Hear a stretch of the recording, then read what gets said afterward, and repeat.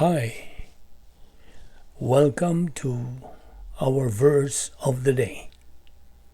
Jeremiah chapter 24 verse 7 says, "And I will give them an heart to know me, that I am the Lord, and they shall be my people, and I will be their God, for they shall return unto me with their whole heart." This is a reminder that God has not forgotten His people. Both Israel and the church are called elect.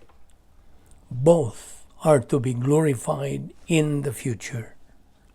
Israel and the church are two separate entities. In your midst means the presence of Christ.